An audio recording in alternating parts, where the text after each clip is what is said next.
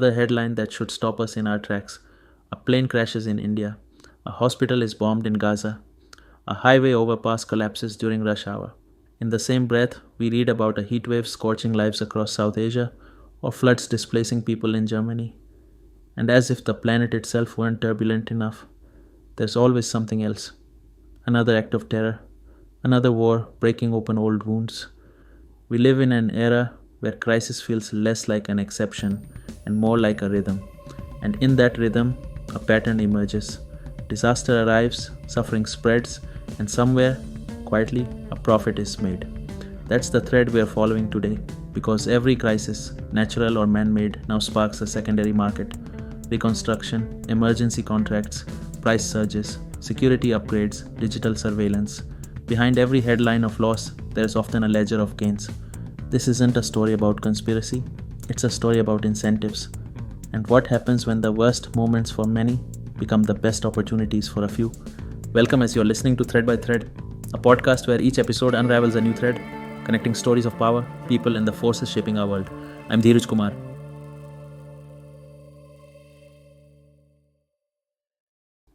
In this segment, we turn to the economics of global crises. How disasters like the COVID-19 pandemic and the war in Ukraine opened the door to blatant corruption, profiteering, and rent seeking. Forget abstract talk of inequality. We are looking at concrete cases where misery became a revenue model.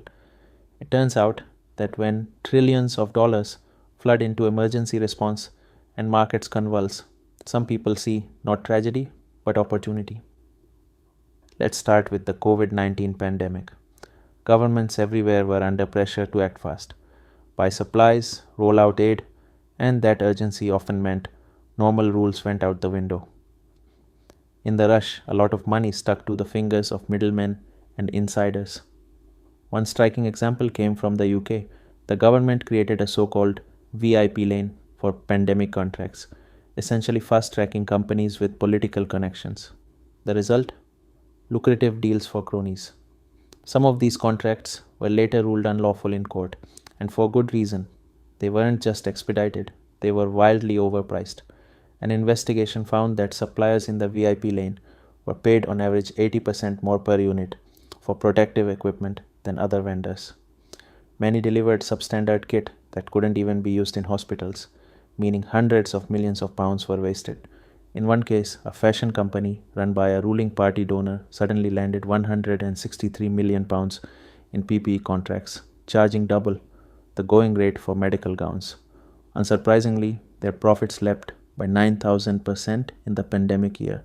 Stories like this make it painfully clear. The public health crisis turned into a private gold mine for those with the right contacts. We saw instances of insider trading and market manipulation in the early COVID days.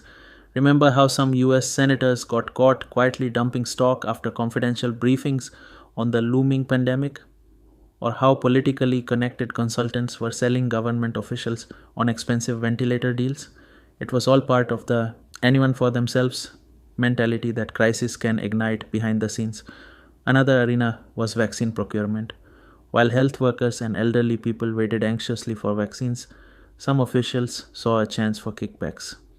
In Brazil, the government of President Jair Bolsonaro became mired in a scandal over a $300+ million contract for Indian-made vaccines.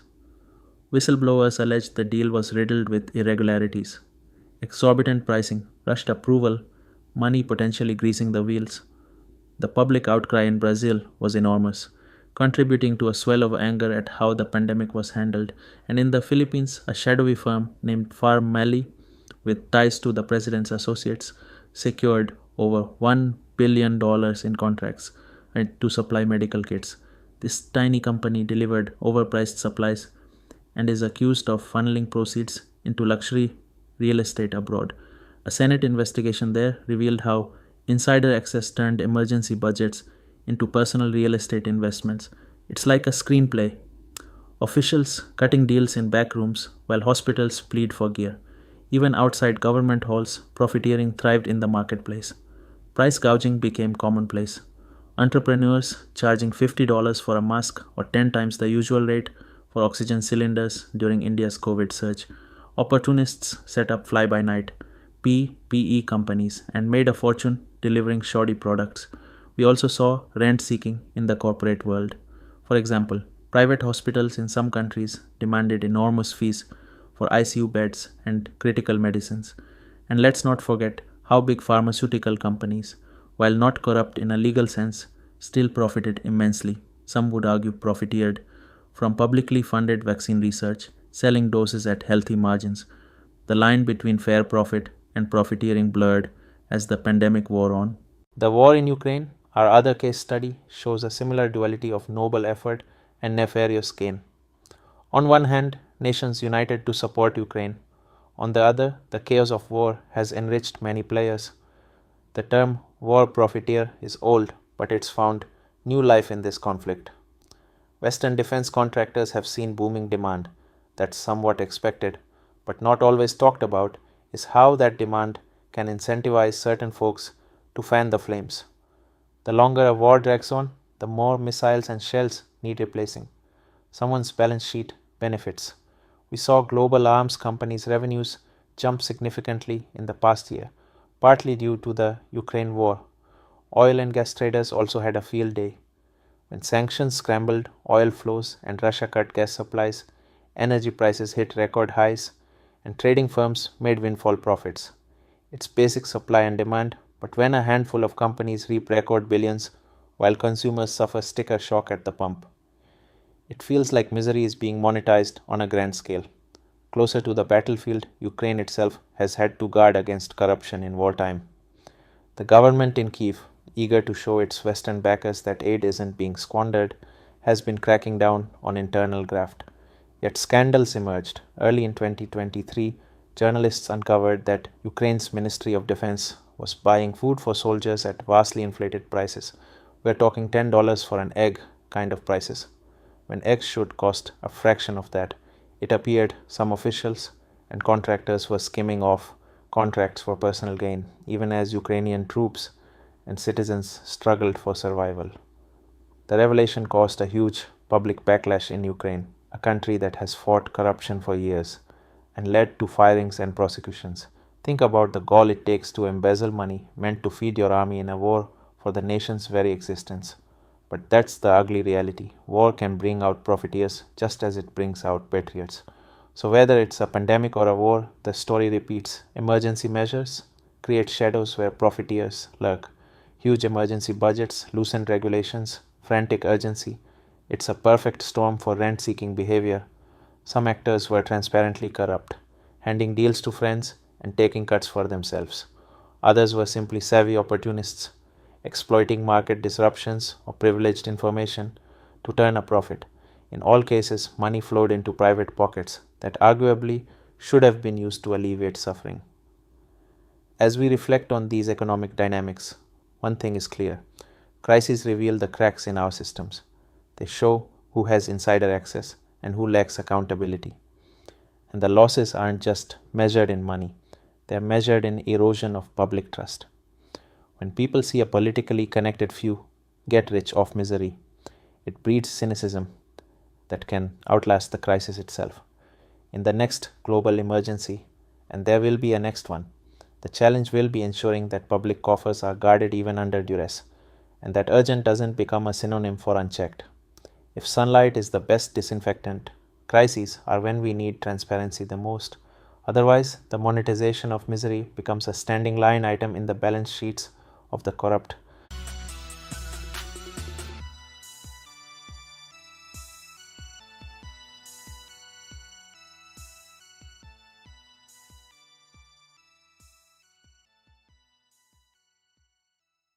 Having seen how crises can line individual pockets, let's zoom out to the global stage.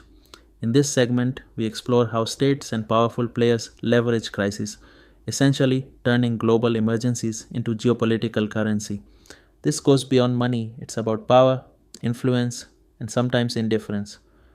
We'll start with a term that became common during COVID-19: vaccine nationalism.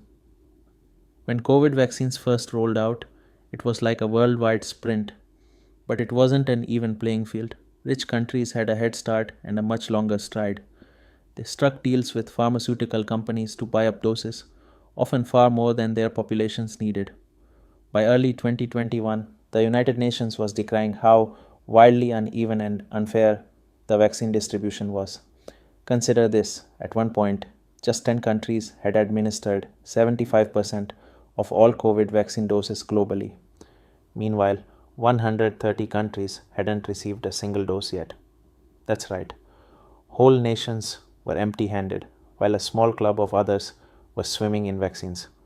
For example, Canada had secured enough doses to vaccinate its citizens 5 times over. The UK and others had similar surpluses locked down. Why? Partly out of precaution. No one knew which vaccine would work best, so wealthy governments hedged their bets by ordering multiple types in bulk. And let's be frank, partly out of my nation first politics, which is hard to avoid. Elected leaders face pressure to protect their people, and in a crisis, that voice drowns out calls for global solidarity. The consequence of vaccine nationalism was stark. While Americans and Europeans were debating whether they even wanted the shot, many healthcare workers in Africa, Asia, and Latin America were still waiting for their first dose. COVAX, the global initiative to provide vaccines to poorer countries, couldn't get enough supply because there was effectively a global vaccine grab by those who could pay top dollar. The head of the WHO famously warned that the world was on the brink of a catastrophic moral failure. It was more than a moral issue, though, it was strategic. China and Russia saw an opening. They began what's been dubbed vaccine diplomacy, sending millions of doses of their vaccines, China's Sinopharm and Sinovac, Russia's Sputnik V, to countries across Africa, Latin America, the Middle East, often for free or at low cost. Ostensibly, this was humanitarian, but it also won them goodwill and influence. For instance, a country receiving Chinese vaccines might publicly praise Beijing's pandemic response or be less inclined to criticize China's policies. In effect, vaccines became bargaining chips. It was a new kind of soft power, doses for deference. This dynamic had some real geopolitical ripples. Think of countries in Southeast Asia or Africa that had been courting both Western and Chinese investment. Suddenly, when only China could deliver them life-saving vaccines quickly, those relationships tilted eastward. At the same time, Western nations eventually started vaccine donations to counter this, donating surplus shots via COVAX or directly to strategic partners once their own populations were largely covered. But even then, strings were sometimes attached, or at least implied. If you're a small country receiving vaccines from a big power, you are aware of the unspoken expectation of loyalty. We also witnessed export controls on medical supplies, another form of crisis nationalism. In the heat of the pandemic, countries like the United States, India, and members of the EU at various points banned or limited the export of critical items, masks, medicines, vaccine components, to shore up their own stockpiles. One striking example was India's ban on vaccine exports in 2021. India is home to the Serum Institute, the world's largest vaccine maker and a key supplier to COVAX. But when a deadly COVID wave hit India, the government froze all exports so those doses could be used at home. Understandable domestically, yet it left many low-income countries high and dry, derailing vaccination campaigns in places like Africa that had counted on Indian-made shots. This is strategic resource hoarding in a crisis. When you have something the world needs desperately, be it vaccines, grain, or oil, you can choose to hold it back for yourself or to use it as leverage. Now, let's broaden the scope to other emergencies, climate disasters, food shocks, energy crises. The same me first or opportunistic behaviors tend to pop up. For example, consider how nations respond to global food shortages. The Ukraine war in 2022 triggered a massive food shock, since Ukraine is a top grain exporter and Russia a major fertilizer provider. With Black Sea ports blockaded, grain prices spiked, and countries from Egypt to Bangladesh feared hunger crises. This is where crisis capitalism at a state level kicked in. Russia essentially weaponized its grip on grain supplies. They agreed to a deal allowing Ukrainian grain out through the Black Sea, but repeatedly threatened to cancel it to extract concessions. At one point, President Putin plainly said Russia would pull out of the grain export deal if its demands weren't met. Those demands included easing sanctions on its own agricultural exports. In other words, we'll let the wheat flow so people don't starve, but you need to do something for us. It was geopolitical blackmail, with vulnerable populations as the hostages. And indeed, whenever the deal came up for renewal, there was high stakes drama. This shows how a life and death humanitarian issue, global hunger, became entangled with power politics, a bargaining chip in the larger Ukraine conflict chess game. We see a similar pattern with energy crises. Perhaps the most glaring example is how Russia used natural gas in its standoff with Europe. For years, Europe bought huge quantities of Russian gas, and this dependency turned into a vulnerability. Now, one could argue it backfired by accelerating Europe's shift away from Russian energy, but that's another story. Other energy players capitalized on the turmoil too. OPEC Plus, the coalition of oil producers, including Saudi Arabia and Russia, refused calls to ramp up oil production to ease the price spike. High prices meant record profits for them. For example, Saudi Arabia enjoyed a fiscal windfall, but it also meant motorists in importing countries paid through the nose for fuel. Geopolitically, it signaled that petrostates would not rescue the West from an energy crunch unless it aligned with their interests. Crisis as leverage again. Let's turn to international aid. How help itself can be weaponized. In an ideal world, aid goes where it's needed most, free of politics. In reality, great powers often channel aid to allies or strategic regions and ignore crises that don't matter to them. During the COVID pandemic, we saw richer countries donate ventilators or medical aid to countries whose friendship they wanted to maintain, sometimes publicizing it with flags on the aid boxes and splashy ceremonies. When India had its calamitous COVID wave in 2021, rival nations like China and Pakistan even offered assistance, partly sincerely, partly to gain a diplomatic edge. Aid can buy goodwill that money alone might not. Conversely, look at crises that got scant attention. The clearest recent example is the war in Sudan. In April 2023, Sudan plunged into a brutal and internal war, causing a humanitarian catastrophe. Millions fled their homes. At one point, more people were displaced in Sudan in a few months than in some higher profile conflicts. The UN's humanitarian chief called it arguably the worst crisis on earth. Yet where were the donor conferences, the celebrity fundraisers, the urgent UN Security Council sessions? They were muted. No big geopolitical stakeholder was deeply invested in Sudan. It's not a linchpin of the global economy. Its conflict didn't threaten nuclear war or a refugee wave into Europe. So the response was largely neglect. A trickle of aid, some diplomatic murmurs, but nothing like the vast outpouring we saw for Ukraine. This kind of selective engagement sends a message. Some lives and crises count more than others. It's a harsh truth, and those in neglected crises feel it acutely. Humanitarians talk about donor fatigue, but it's striking how fast the fatigue sets in when the crisis is in Africa versus, say, Eastern Europe. We can tie that to climate-related disasters too. Climate change is causing more intense floods, droughts, hurricanes. When a disaster strikes a geopolitically significant place, aid and headlines pour in. When it strikes an impoverished, strategic backwater, the world often shrugs.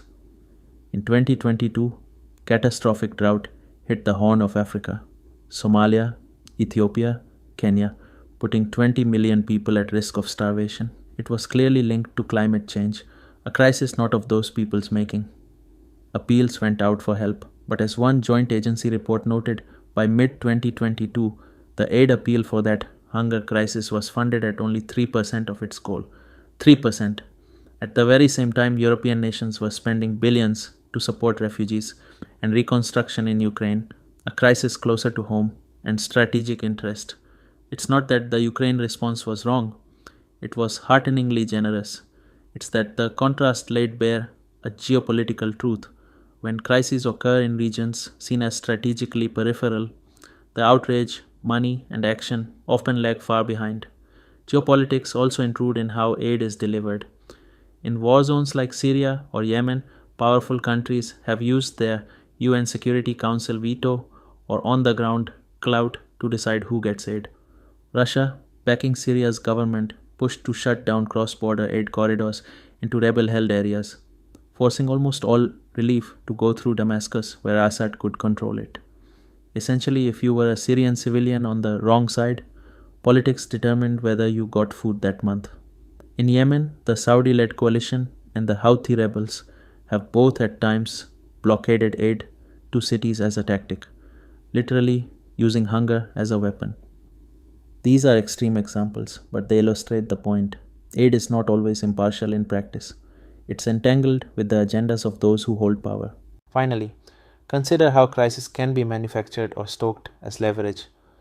We saw an unusual example in 2021 on Europe's border.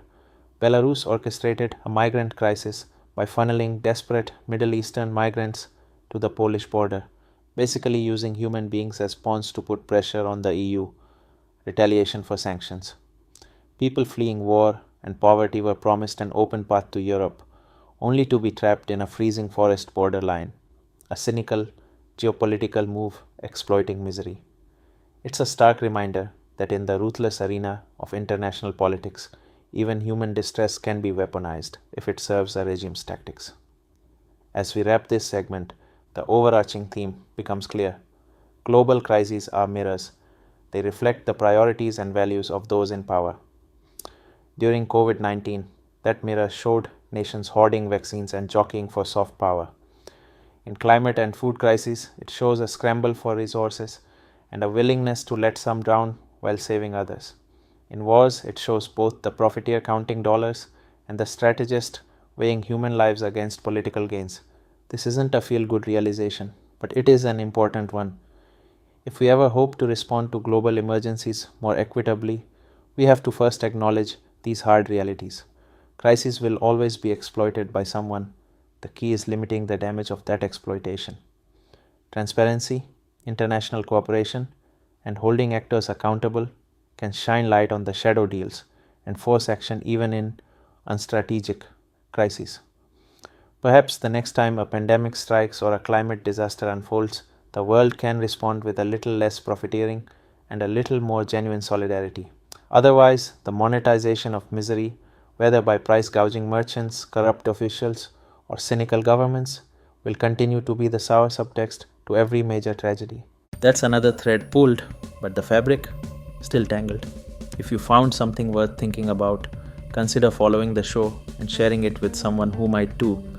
You can listen to all episodes on Spotify, Apple Podcasts, or wherever you get your podcasts. I'm Dheeraj Kumar, and I'll see you next time as we pull another thread from the fabric of our world.